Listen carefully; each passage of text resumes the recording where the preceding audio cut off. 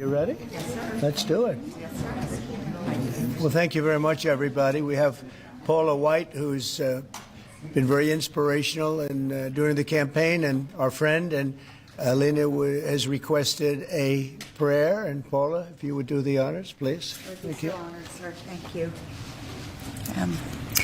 Father, we come to you in the name of Jesus, and on this very divine appointment of Alina Habba, we thank you that you have chosen her before the foundations of the earth.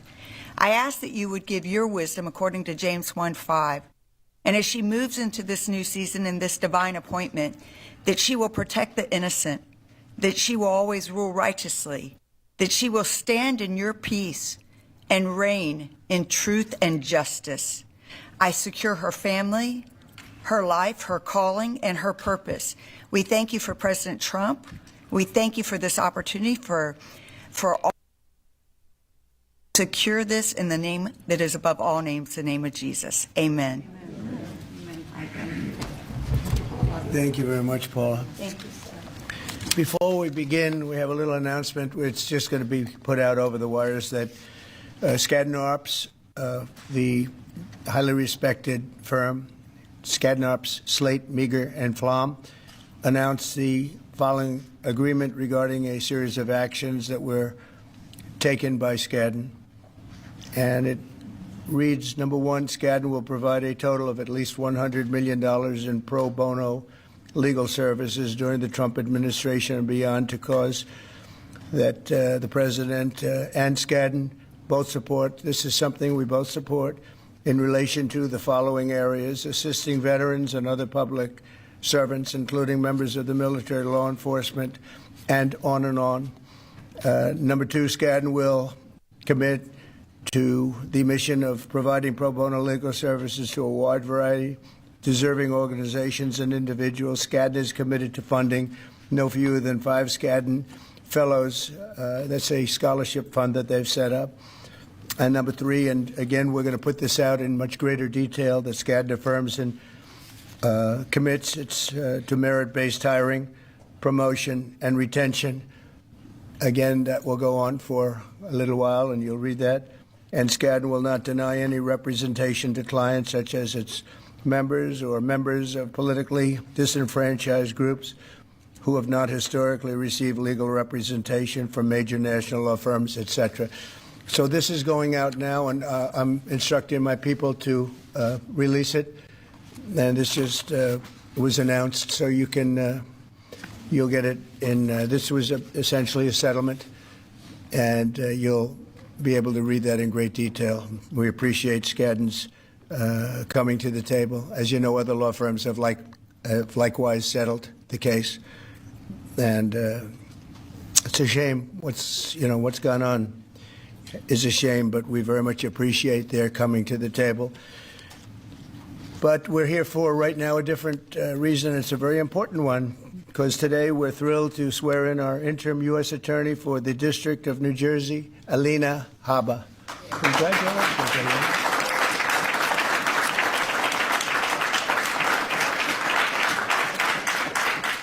And I want to just congratulate, along with your husband, Greg, and your children, your wonderful parents who I've gotten to know over the years, great parents and a great family, so congratulations. And to Luke, Chloe, and Parker, that's great. You're proud, right, of your father and your mother, right?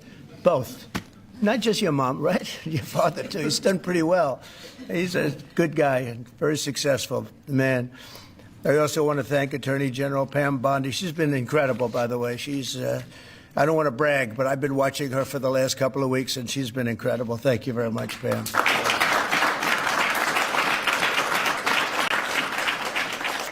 And a couple of others who have been really outstanding. Secretary of Commerce Howard Lutnick. Thank you, Howard.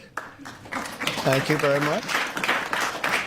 And I think I see Scott there. He has been, this is somebody at the Treasury. Nobody's going to outfox Scott, right? Nobody.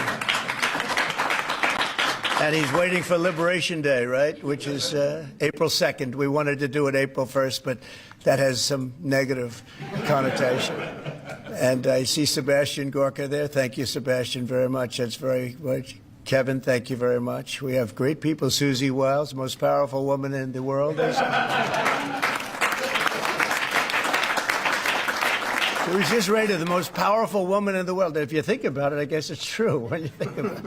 Anyway, thank you, Susie. And Director Kash Patel. Where's Kash? Kash is fantastic. Fantastic. Thank you, Kash. So Alina is a proud New Jersey native. She was born and raised in Summit and now lives in Bernardsville with her family, beautiful area of our country. After a career leading a successful law practice in the state, very successful, Alina joined my legal team several years ago and helped spearhead the effort to defeat the corrupt and grotesque weaponized justice system. She was very effective at doing it, and I want to thank you for doing it. You took a lot of abuse, and now they're all sort of apologizing. So anyway, but we appreciate it. Great job you did. Thank you for allowing her to do it, because your life wasn't made any easier, was it? Huh? They even came after him. They didn't come after the kids. They would have waited about a year or two. You're very lucky. You're very lucky. But through her work, Alina became a nationally recognized warrior for the fair, equal, and impartial rule of law. She also serves as a key member of my successful 2024 campaign for president. You saw her doing a lot of explaining and doing it very well. And upon my inauguration, she joined the White House as senior staff. She was a senior staff member as the counselor to the president, and she counseled me very well.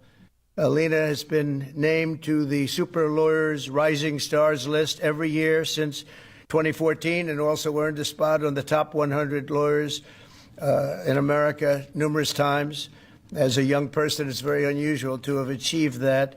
As U.S. Attorney for New Jersey, Alina will work tirelessly to weed out crime and corruption and restore law and order to the Garden State, as we call it. It's the Garden State. It's a great place. I think it's highly underrated. It's a great place to be and to live, and we all love it.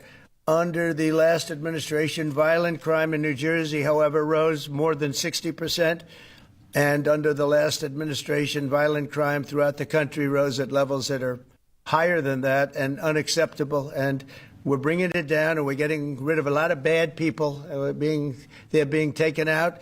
And we hope this court system that's become so active all of a sudden in trying to protect some very, very bad people of crime, they have to stop. They have to let us do the job. We were elected to do the job. They shouldn't be interfering in that. It's a very sad thing that's going on. Nobody can even believe it. They'd rather have them stay in our country. These are murderers in many cases and people about as bad as we've ever seen. And they have to let us do the job. They have to let Kash and Pam and everybody else do their job. Alina will take on the violence and the law-breaking in Newark, however, and Camden and all parts of New Jersey, and she'll be as good as it gets because there's a lot of bad things happening there, too. She'll stop the graft and corruption in Trenton, and she'll persecute human traffickers, gang members, illegal aliens, and criminal cartels to the fullest extent of the law.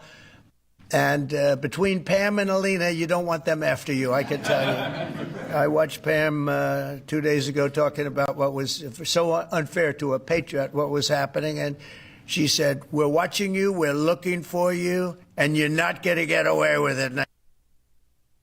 You did very well.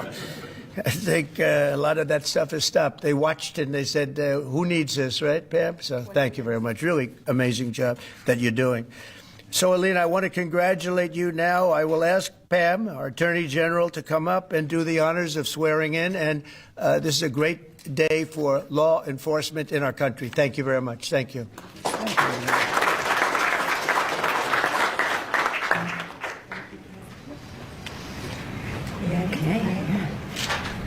Right hand. Place your left hand on the Bible. All right, and raise your right hand.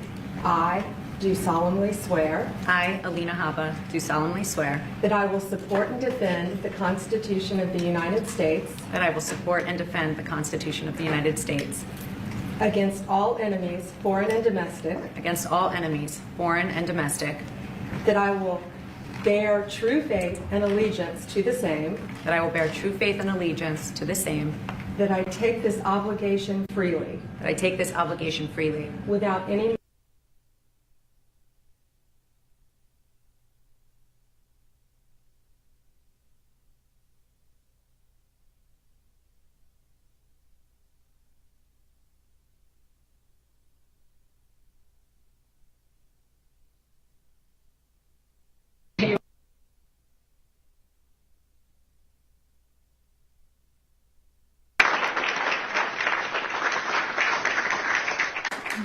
Thank you so much, President Trump. Thank you, Pam Bondi. Thank you, more importantly, to every person in this room. There are so many people that I won't even try to start naming them. I would not be standing here today if it was not for the man to my right. If, as a person who's a first-generation American, with parents that came in legally, I would like to say that I do not ever take for granted that every dream that I ever could have imagined, I have surpassed because of this administration, because of President Trump. 4 years ago, he entrusted faith in me as his personal attorney, and I have been on the journey of a lifetime every single day for that. But I have also been with him through some very dark days when I lost faith in our justice system, when I saw things that I never ever thought I would ever see. And from being outside the courtroom steps, defending him and defending our great nation, I saw the most resilience I've ever seen in my life. This man kept fighting for America, and I'm just so honored that now I get to fight for the state of New Jersey. I will do a good job, sir. I will clean it up, and we're going to make New Jersey great again. Thank you so much. Thank you.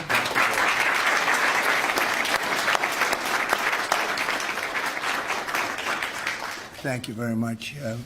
Do you have any questions, please? Mr. President, Canada's Prime Minister says that they will be implementing retaliatory tariffs. You said if that were to happen, that you would be responding with large-scale tariffs. Will you be following through with that promise? Well, absolutely, but we had a very good conversation. Mark called me today at 10 o'clock. We put out a statement. We had a very, very good talk. He's going through an election now, and we'll see what happens, but we have Liberation Day, as you know, on April 2nd, because, and I'm not referring to Canada, but many countries have taken advantage of us, the likes of which nobody even thought was possible for many, many decades, for decades. And, you know, that has to stop. We're going to end up with a very good relationship with Canada and a lot of the other countries. Some we probably won't. It won't be so pleasant, but I think most countries are agreeing with me. They actually, many of them have actually apologized. They said, look, we have taken advantage. And I don't blame them as much as I blame the people that stood, in this case I can say the men, because so far they've been all men, haven't they? But the men that sat right there and behind the Resolute desk, mostly the Resolute desk, you know. I don't know if you know, you have a choice of 7 desks. The Resolute is the one I like, but some chose other ones. But they sat right behind a desk right in this location, and they let our country be hurt very badly. But I didn't do that. So, but we had a very good talk, the Prime Minister and myself, and I think things are going to work out very well between Canada and the United States. Yeah, please, go ahead. Mr. President, how are the talks with India on tariff going on? And what is the expectation from India? How much do you want them? Well, you know, Prime Minister Modi was here just recently, and we've always been very good friends. India is one of the highest tariffing nations in the world. You know that. I know. Thank you for shaking your head, but it's brutal. It's brutal. They're very smart, and he's a very smart man and a great friend of mine, actually. And we had very good talks. I think it's going to work out very well between India and our country. Very, very well. And I want to say you have a great Prime Minister. Mr. President, there's been a very serious earthquake in Burma, Myanmar today, with up to several hundred killed. Yeah. The military regime there has asked for help from anybody. Yeah, we're going to be helping. We've already alerted the people. Yeah, it's terrible what's happened. It's helping. We've already spoken with the country. Okay, please. Mr. President, yesterday you asked Representative Stefanik to stay in her seat. Can you explain your reason for that? Did it have anything to do with the tight polling in the Florida district that former Representative Waltz held? Well, I think we're doing, I think we had, as you know, we have a few elections going on. And she is phenomenal, number one. She is a friend of mine, and she was going to go to the United Nations. And I said, look, there's a lot of room for doing that or something else. But she's very popular in her district, and I didn't want to take a chance. I don't even know who else is running. I assume somebody else would have been running. But if she runs, she can't be, you never want to say can't be beaten, but I think can't be beaten. She's very, very well-liked and very smart. And I said, Lise, would you do me a favor? We cannot take a chance. We have a slim margin. We don't want to take any chances. We don't want to experiment. And she polls like I do. I won her district, as you know, by a lot of points. and she also does very well there. When it comes to Florida, you have two races, and they seem to be good. It's a Trump plus 32 area. The one thing is they're spending like $12 million, and our candidate doesn't have that kind of money, spending much less than that, like maybe 1/12, about $1 million, a little bit more than $1 million. So the airwaves are blanketed, and you never know what happens in a case like that. I won it by 32 points, and it's very, very strong. It used to be Democrat, but when I came along, they liked me for whatever reason. You'll have to explain that, but they liked me, and we're way up. But you don't know what happened. Second district, who seems to be in pretty good shape, but likewise, he's being outspent about 5-1. So we don't want to take any chances. So I went to Elise and I said, Elise, do you mind? A very highly rated person, you know, she was a real leader.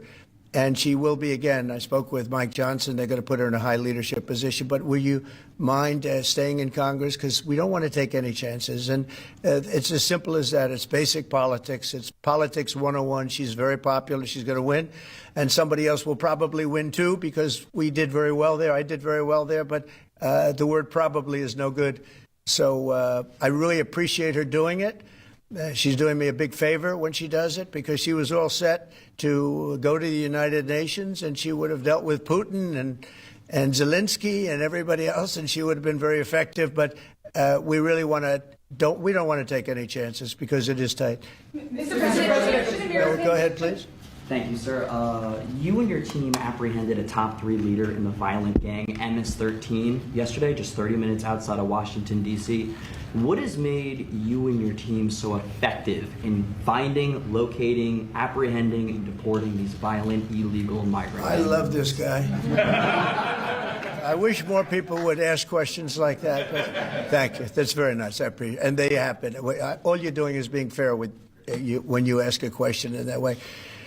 Pam Bondi and Kash Patel and all of the rest of law enforcement. And I think we have to include ICE and Border Patrol, you know, Paul of Border Patrol, the whole group from Border Patrol. They're so incredible, and it's, you know, dangerous stuff, hard stuff. And it's really an unforced error, because these people were allowed into this country. They shouldn't have been in this country. They would have never been in this country. We're getting rid of some of the worst criminals in the world. They came out of jails and mental institutions from all over the world. But Pam and the whole group, and Kash, who's here, and it's so good to have him. I see him all over. He's working 24 hours a day, but the job they've done is incredible. And they caught one of the worst criminals in the world, I guess, in terms of evilness. You don't get any worse than the MS-13 guys and the Tren de Aragua guys. It's, you could flip a coin. It's a rough group. And, you know, the big thing is they have to be able to do their job. I was watching it on television like you, and I saw the home that he lived in a good area, but boy, they had a lot of weaponry in there, right? Highly sophisticated, really brutal stuff. So I appreciate the question, and I just want to thank Kash and Pam and the whole group for doing a fantastic, and the local law enforcement who's been so terrific, even first responders. So I want to thank everybody, and thank you very much. Mr. President, I want to say, first of all, happy Women's Month. You do so much for women by, first of all, keeping men out of women's sports, and you platform so many. That was an easy one. That was crazy. You platform so many great women, like your Chief of Staff, Susie Wiles. You also have Caroline Levitt doing a great job as press secretary. Now Alina will be joining as well. Since Democrats seem to struggle answering this question, I wanted to ask you, what is a woman, and why is it important that we understand the difference between men and women? Well, it's sort of easy to answer for me, because a woman is somebody that can have a baby under certain circumstances. She has a quality. A woman is a person who's much smarter than a man, I've always found. A woman is a person that doesn't give a man even a chance of success. And a woman's a person that in many cases has been treated very badly, because I think that what happens with this crazy issue of men being able to play in women's sports is just ridiculous and very unfair to women and very demeaning to women. And that's got to be about a 94%. I read today it was a 94% issue. And I watched the other day, a Democrat congressman fighting for the fact that men should be allowed to compete essentially in women's sports. And I say I hope they keep that going because they'll never win another election. That's a big deal. But women are basically incredible people, do so much for our country, and we love our women, and we're going to take care of our women. Yeah. Mr. President, what was your reason for pardoning Trevor Milton? Highly recommended by many people, that was taken advantage of. He did a business deal like in Utah, as I have it. And I think he was exonerated, and then they brought him into New York, where he had a rough road. I mean, he was exonerated. It was a big celebration. Again, I don't know him, but they say it was very unfair, and they say the thing that he did wrong was he was one of the first people that supported a gentleman named Donald Trump for president. He supported Trump. He liked Trump. I didn't know him, but he liked him. It was in Utah, and they went after him. They went after his family. They went after his businesses. And he was, I believe, exonerated, and then they went after him again, and they brought him this time into Manhattan, and he had nothing to do with Manhattan. And they got him, and I said, that's unfair. There are many people like that. They support Trump, and they went after him. You don't realize this is a vicious group of people that were in this office before us. This is a vicious group. They're violent. What they were doing to people, and you could go story after hundreds and even thousands of stories, and they went after this man. And when I heard about it, I said, nope, not going to happen. They destroyed 5 years of his life. He fought for 5 years of his life, and he did nothing wrong. And he's a good person. And basically, I had these fantastic recommendations about him from people that you know very well, all top-of-the-line people. They thought it was a horrible thing. There are many such cases, by the way, many such cases. Mr. President, should Americans buy cars now if they want to avoid Please go higher ahead. prices? Thank you, Mr. President. Have you spoken with Vladimir Putin about buying weapons from Iran and from North Korea? Not about specifically that, no, I haven't. Well, that seems to be an issue that you want to make important. Well, I'm making all issues important. You got a lot of important issues. You also have the children issue that's important. You know, a lot of children are living in Russia right now. That's a horrible situation that would have never taken place if I was and the country is being decimated. But, you know, they're losing 2,500 on average young men, mostly men, almost in all cases men, actually, but young men every single week, 2,500, and they're not from our country. They're from Ukraine and they're from Russia, but it's human lives, and if we can get it stopped, and I think we're making progress. But there's a lot of ill will between the parties. Should Americans buy cars now if they want to avoid higher prices? And then just to follow No, I don't think so. I think you're going to have a country that's going to boom. I just spoke to Tim Cook of Apple. He's investing $500 billion in the United States, which he would have never. He told me, I would never have done it if you lost the election, and I would have never done it if there wasn't a tariff system that is a incentive for people to come. And remember, there are no tariffs. All you have to do is do your work right here. If you have your company here, if you build your product, make your car, or whatever it is you're making, no tariffs. And we're going to have, I think, Scott, I would say we're close to $4 trillion, even going close to $5 trillion. Now, we haven't had that for years. If you add up years, they haven't invested like that. And here we are in 2 months. We think we're up to close to $5 trillion of investment. They're going to build car plants. They're already building. Many of them have already started. And if you build a car in the United States, and one thing that I just spoke with John Thune about, I just spoke to Mike Johnson about, Speaker, we're going to do something that has never been done in this country before. I'm very proud to say it was my idea. And so sometimes a simple idea, they say, how'd you think of that one? It's so simple, it was never done.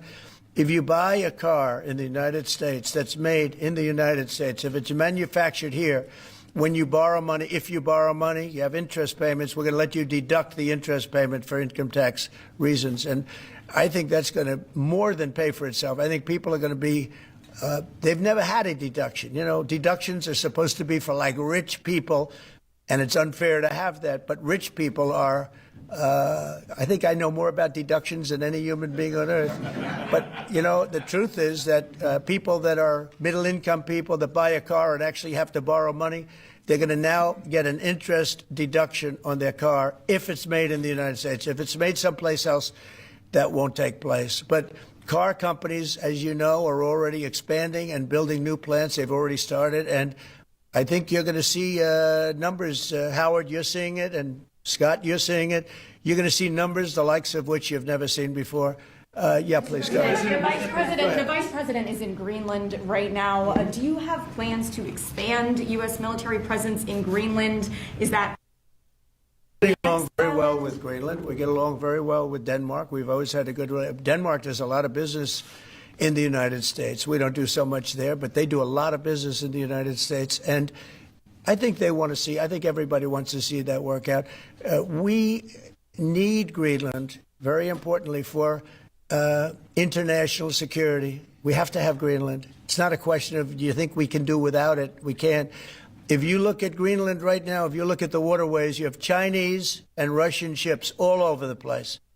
And we're not going to be able to do that. We're not relying on Denmark or anybody else to take care of that situation. And we're not talking about peace for the United States. We're talking about world peace. We're talking about international security.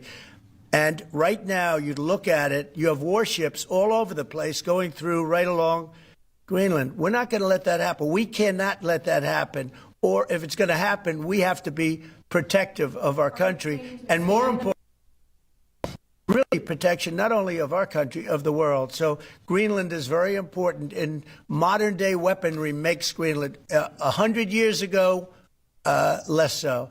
But also, would you like to visit Greenland?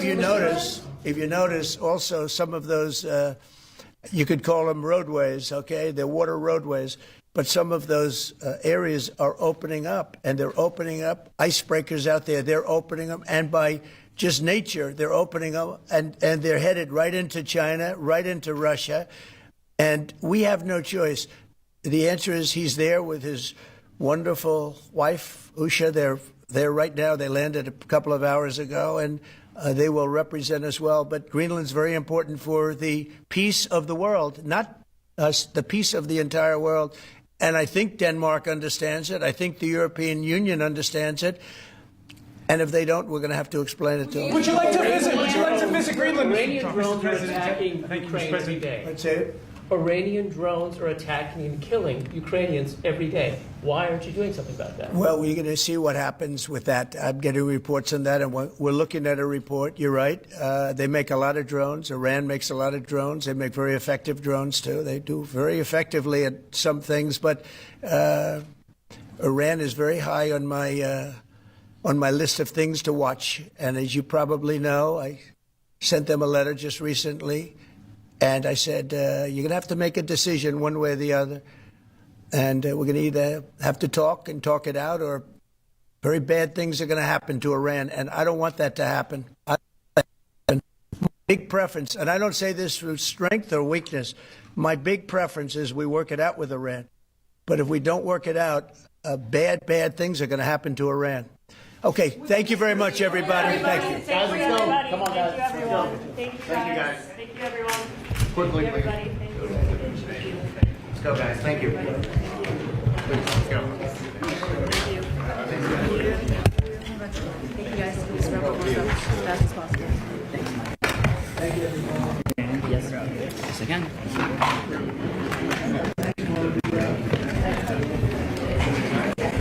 We're taking everything out right now? Sure. Thank